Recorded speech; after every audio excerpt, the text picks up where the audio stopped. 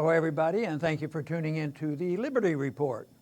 With me today is Daniel McAdams, our co-host. Daniel, good to see you. Welcome back, Dr. Paul. How are you? Oh, good. It's good to be back. I was in the big city. Oh, yeah. Some days that is intimidating. So I like it in Texas, but I like to think about things outside of Texas, and I like to think about policy that even is worldwide. And today we will continue that discussion since we deal with the idea that if we could only contribute to peace and prosperity, it would be worthwhile. Yes. And we'll continue to do that. But today we want to talk once again about what's going on in Iran. And there seems to be a gang in Washington, and they usually get identified by being neoconservatives, and they're in the last several months, or longer than that, they seem to be very, very dedicated to precipitating a crisis with Iran. In the last several weeks, it's been, they're ready to attack. What do? We have to send more troops. And they pretended, at least for a while, they were going to send 120,000 troops. And then they send the Navy over and military personnel. At the same time, they have so much, and they happens to be the coalition, which is the United States. The weaponry we have around that country, it is so powerful. The Iranians aren't stupid, you know, and they're not going to do it. But we're trying, the way I see it, we're just trying to provoke them into doing something or allowing a false flag to occur and then blame them. Yeah. And of course, what was it recently? There were 3 ships that were involved in sabotage, and two of them were Saudis. Oh, it just happens that our assessment from our government so far has been, we'll investigate, but it looks like it's the Iranians that did this. So it's ongoing. But the announcement in the last 24 hours was the fact that they're getting very, very close to doing something. And so the theory now is the Iranians are going to do something at the Baghdad embassy and do to our personnel there. I can't see that they're going to do anything, nor would it be wise for them to do anything that would antagonize the relationship of the Iraq that we created that does quite well with the Iranians. But anyway, the next step was to get our personnel out, the private personnel, making the point, it's coming, and this is just to build up the anticipation. What is going to happen? Is it just to build up more animosity? But my thoughts are they would like to see Iran make a mistake and attack. And if they did, it's justified. They just did such and such. And but right now, I think there's a lot of people in this country that are getting more wise about the lies that are told, whether they're about our elections, or most people now know that there were lies told about Vietnam, lies told about the Persian Gulf War, lies told about the Iraqi War. So the atmosphere is such that these conditions might not play out, and hopefully we can contribute in trying to tell the truth about what's happening and point out, I think the most important thing practically is there's no need for this, for our national security. This whole idea that this is important to us to defend our Constitution and our freedoms. It is so much malarkey that we want to wake up as many people as possible. This is a little bit of acceleration. There's been quite a bit already. You know, we dropped out of the nuclear treaty. We put on all these sanctions. We built up our military, you know, and beat the war drums. But here, this is one more step. We're getting closer. We're getting closer. We better get our personnel out. And that's where we are today. We don't know what will happen today, tomorrow, the next day. But it seems like they're obsessed with trying to continue this. And some of the hawkish senators are now chiming in and cheering him on. And I think the atmosphere is risky. It's always risky. I see the falsehoods that we hear. That's where the real risk is. It isn't the risk that the Iranians are going to attack us. They're not going to attack us. I just don't think that for a minute. Just like I never believed Saddam Hussein was a threat to the United States. And this is why truth is so important to get out. Absolutely. And you know, the news this morning that we're going on is this State Department issued a notice to its people in the U.S. Embassy in Baghdad, was the most expensive embassy in the history of the world. It's a fortress, that no, there are some threats here, we have to abandon, we have to evacuate all non-essential personnel from the embassy and from the country. It really strikes one as political theater, as ramping it up. But this is sort of another aspect of the trap that they have set and they're setting. And they're actually setting it for Trump, who is looking more and more hapless by the day. Because what they're doing is they're establishing, the neocons I'm talking about, establishing as fact that anything that happens in the region is all Iran's fault. You know, the Houthis, for example, that's Iran, that's Iran's proxies. So yesterday I think it was, when they used some drones to attack the Saudi pipeline, that was Iran, and ready to trigger a war. Nobody ever says that the Houthis are the victims here and they're fighting back against a Saudi war of aggression. Similarly, there were some rockets fired at the U.S. Embassy a few months ago by some militias there. Got nowhere near the embassy. It was a minor blip, but that was Iran's fault. So they're establishing that anything that happens, they want to, and we talked about it yesterday when you weren't here, Dr. Paul, we talked with Phil Giraldi, establishing a hair trigger. Anything that happens, it's Iran's fault, while tightening the noose, bringing in more troops, more ships, more bombers, closer and closer, just waiting for them to make a wrong move. You know, I find what you said is interesting because your theory is that the neocons who are not loyal to peace and prosperity and non-intervention, you know, seem to have the upper hand in the policy making, and it goes. And some people have actually, you know, put the little title in front of Bolton, like President Bolton, yeah. you know, and you know, even with Bush, we didn't believe Bush was the real president either. There was probably a vice president that was more likely the president. But if this is true, it's very possible that they do have clout and they do set up a situation where they put Trump into a corner and his policies are uncertain, which is probably easy to do, and then he's trapped. But what's the treatment for this? The treatment is firing people, never hiring them, and then start firing them. Yeah. That's why this is going to continue. You know, it's going to be this on again, off again. I don't think you can satisfy two masters, and I think maybe that's what he's doing, satisfy the neocons. And maybe he feels like he has to, and then also satisfy his instincts, which we think might be better than the instincts of the neocons. So I don't know. I think if they would take my advice, which they're not even going to ask for, I'd say, get rid of John Bolton, get rid of Pompeo, get rid of Haspel, and get rid of Abrams. That'd be a start. They'd be still in the bowels of the democracy in the Pentagon. There'll be plenty of other people who will be there. But these guys they have established it, and then we have to see how the president's going to be reacting. But I don't think he is really. They don't even have the troops. There's no plan to do what we did in Iraq. You know, with hundreds of thousands of troops and march in.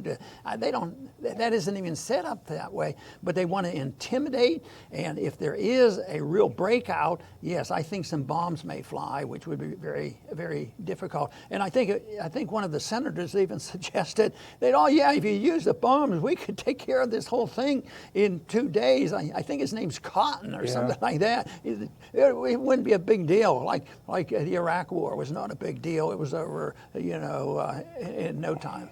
Yeah, it was Tom Cotton. He didn't even say 2 days. He said 2 strikes. First strike and last strike. It'll be over. It couldn't be in less than 1 day. And that reminds us of March 28th, 2003, when Bill Kristol, another neocon, said on C-SPAN, Iraq is going to be a 2-month war. They always say that. It's going to be a cakewalk, you know, this and that. But, you know, here's the embassy thing. And I think it's significant because it gets people's attention. They're shutting the embassy down. What's happening? So the embassy warned on Sunday of heightened tensions. It told citizens to remain vigilant. Ramping it up for today's partial closure. Meanwhile, something else interesting has happened. Germany and the Netherlands, who are participating in training missions in Iraq, I didn't realize that, they've pulled their people out, citing heightened tensions between the U.S. and Iran. ExxonMobil has left Iraq, has left the Basra oil fields. So you're having this exodus from Iraq, and you could say, is it because of Iran threats? I think with regard to Germany and the Netherlands, it's about the U.S. saber rattling. But here's where it gets interesting, Dr. Paul. We have a clip that we can cue up. This is the deputy commander of all U.S. forces in the Operation Inherent Resolve, or whatever they call it now in Iraq, the British commander, they asked him, hey, are you seeing some, he's on the ground, are you seeing some heightened threats? Here's what he had to say. Interested in seeing, have you seen any threats by Iranian-backed groups in either Syria or Iraq against coalition forces? Have you seen any threat indications?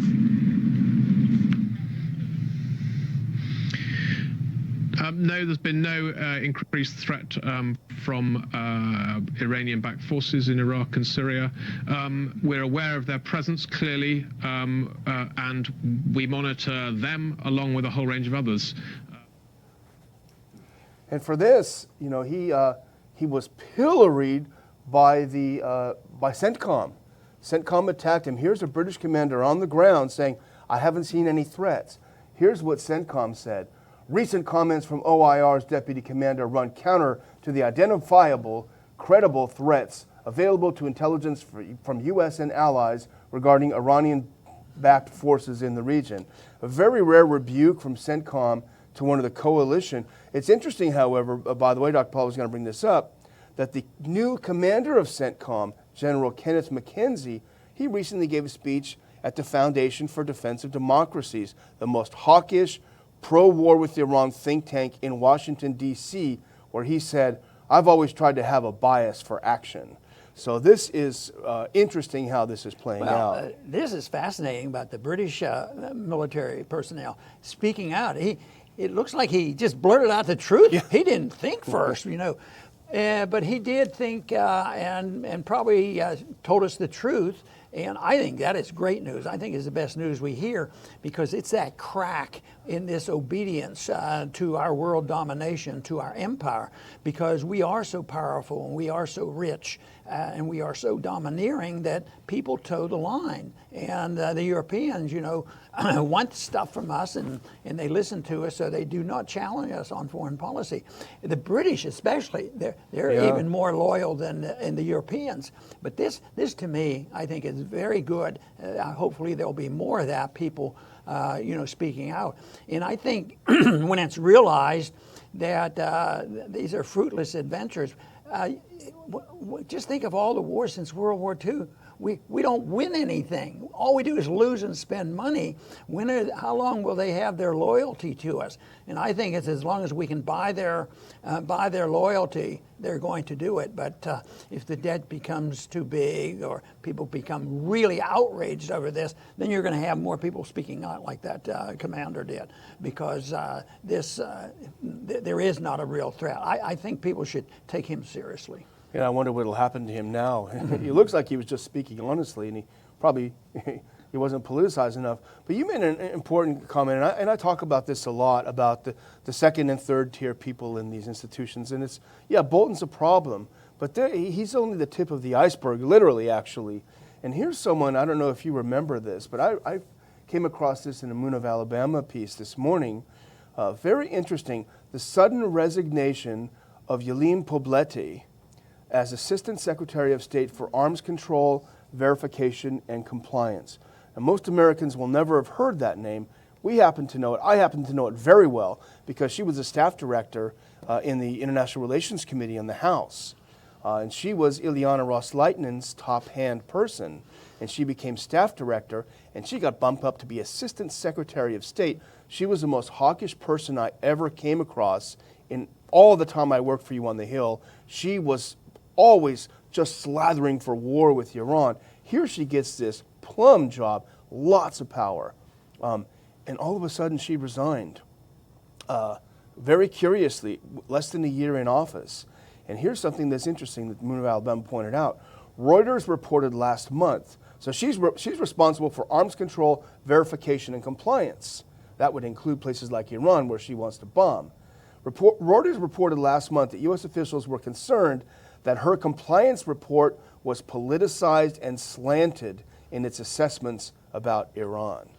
Oh boy. Very interesting, isn't it? Yeah, and ultimately, you said that if we get rid of all the people on the top, we also have the lower tier people. They will still support the wrong positions. And that goes back to the whole thing that I talk about is the philosophy that persists and is present in our country, where they get the information from our universities, our government, and it's just pumped into us. And then you have all the media talking about what patriotism is all about. And so it's there. So you have, it's not so simple. Yes, I advise firing these guys to make a strong point. But the point is to change that. You have to change attitudes of people. And the attitude right now, I hope, is in transition away from, the militancy that we have been propagating for so long. And I think that is the case out of total failure. But I keep seeing the cracks there that are good, because we can be a great nation, and we can set good examples, and we can be a wealthy nation, and we can be a free nation by setting good standards, which I happen to think would be a lot nicer than dominating the world and teaching other people to follow our lead and impose democracy on them. Yeah, that's been a real successful idea. Look at all the great countries we've created and the new governments. Look at the pretense that we have in Venezuela. All of a sudden, we're going to we decide who really won the election. It sounds like something that I heard about in our election. So who's going to decide who won the election? This sort of thing. So I think there's some good signs in there, but I think it's very precarious, because people do dumb things and then they can get out of control, and that's what I hope we can help avoid. And they're clearly, trying to provoke Iran into doing anything, even breathing wrong or coughing wrong. But, the cracks that we talk about and we're happy about when it comes to this British thing, also the Germans and the Dutch pulling out, and also the Spanish. There were some Spanish ships sailing along with the USS Abraham Lincoln Carrier Group, and they pulled out of the group yesterday. They sailed away. They said, we don't want any part of this. There's something else going on here that we don't want to be part of. And that's good. What I wish is that we'd have some cracks in our own media. And we're not seeing those. I had a friend call me yesterday who's a nice person, but very much watches the only mainstream media. And he says, hey, when are we going to go to a war with Iran? I said, what are you talking about? He said, well, they're attacking our ships in the Gulf. And that's the sense. So the media is unfortunately doing the same thing it did in the run-up to the Iraq War. They're telling lies, pro-war lies. It's what they always do, so be skeptical. Don't believe anything they say. If you want to know something you can believe, just turn to the Ron Paul Liberty Report, and we'll give you the unvarnished truth. And I do want to remind, there are a few tickets left for Saturday's conference. So if you're in the Texas area, in the Houston area, get your tickets to hear a great conference on the drug war. It's going to be a great day. ronpaulinstitute.org/conference. Click on and snap up those last couple of tickets, and we look forward, Dr. Paul, myself, Ron Paul Institute staff, and everyone look forward to seeing you on Saturday. Very good.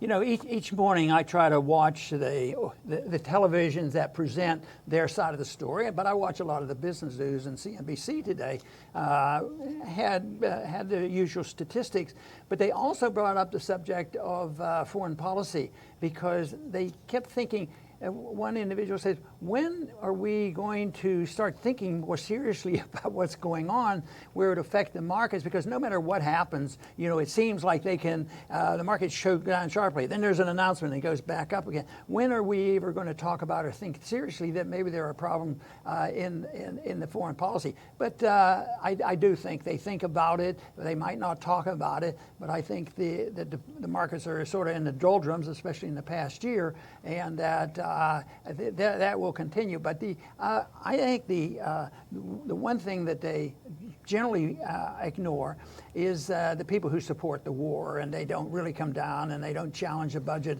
of over $1 trillion going into militarism, is the cost. The cost in many different ways, but just the dollar cost and what it does to our budget when it doesn't do anything for our national security. But also, not many people think about what will it ultimately do to the dollar. Yeah, the dollar can be strong now because the other currencies are so weak, but the debt in the dollar is a real challenge, and we have to take that into consideration as well. But people people concede our power, and they're being logical there because we do, and we throw our weight around. So there will be a day, though, and I think it's starting to show that we aren't nearly as powerful as we think. If they go by, win-losses, our win-losses aren't so good since World War II. There's been a lot of losses and a lot of losses in lives, not only that, in money and also in our liberties. So these are the things that we have to think about long term. But on the short term, we are dealing with this problem here of figuring out what does it really mean about bringing the personnel out of Baghdad embassy. And there is a significance about and I don't even think the people that sort of plan this strategy and know exactly what the consequence will be, because they can't predict human action, whether it's in economics or in foreign policy, because they may say that if we drop 2 big bombs, we can have the war over, or have the Iraq war over in 2 months. They make these predictions, but and they may even believe them, but they're just not true. So the best way to do is avoid that, and that is by non-interventionism. Mind our own business, bring our troops home, and have non-interventionists in our personal lives, and certainly get out of the business of running the economy through a Federal Reserve system of bias toward the financial markets. I want to thank everybody for tuning in today to the Liberty Report. Please come back soon.